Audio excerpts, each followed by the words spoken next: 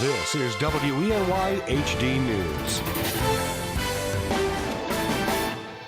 Thanks for clicking on the webcast. I'm Joe Malillo. Here's the latest from WENY News and the Star-Gazette. New York's senior senator wants to help 11,000 upstate New York homeowners by putting a 4-year freeze on flood insurance premium increases. Schumer says he's supporting a measure to delay the spike until FEMA completes its affordability study. He hopes to freeze premiums for the time the study is being done in Congress. That could take up to a couple years. The rate hikes could drastically reduce home values in the areas selected for insurance increases. Schumer says his bill has broad support among Republicans and Democrats and expects it to pass in the coming months. Could New York see changes in the state's high sales, estate, and franchise taxes? Well, a New York commission is outlining proposals to modernize the tax system and make it simpler, fairer, and more affordable. They say the state should end a sales tax exemption on clothes and consider lifting a gas tax cap in favor of tax relief on low-income homeowners.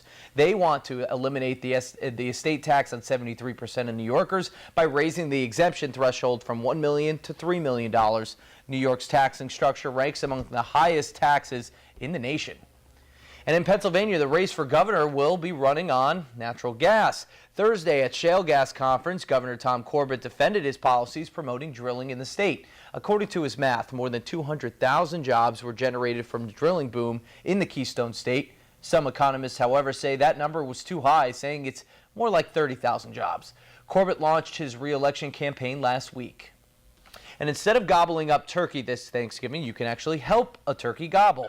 Farm Sanctuary is feeding turkeys this holiday season for their annual celebration for the turkey event. Every year, guests of honor are the turkeys themselves. 45 million turkeys are slaughtered each year for Thanksgiving alone, and the rescue farm in Watkins Glen is trying to put a dent in that number. This year, about 15 turkeys will feast on pumpkin pie, cranberry sauce, and stuffing. After the meal, about 200 people, that is, will feast on vegan meal at the Harbor Hotel. At Farm Sanctuary, we get to spend our lives with turkeys and realize how amazing and interesting individuals they are, much like our dogs and cats at home. So here at Thanksgiving time, we get to celebrate them at a time of year where normally, it's a rough time for turkeys.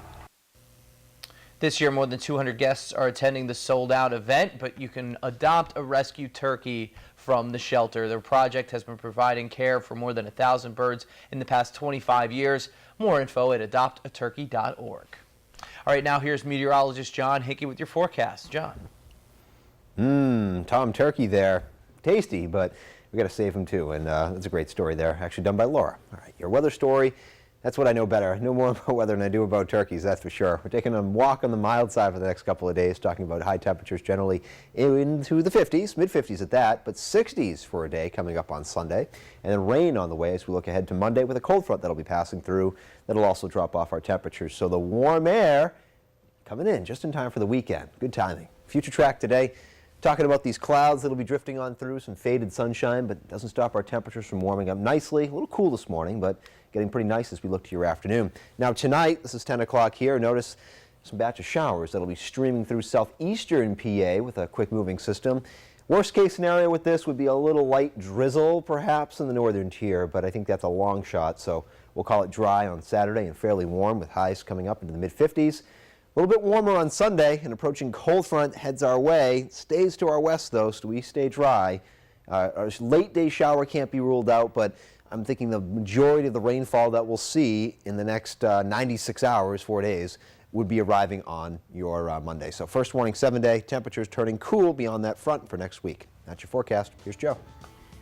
All right, thanks very much, John. For the latest news, weather, and sports, be sure to watch WENY News at noon, 5:36 and 11.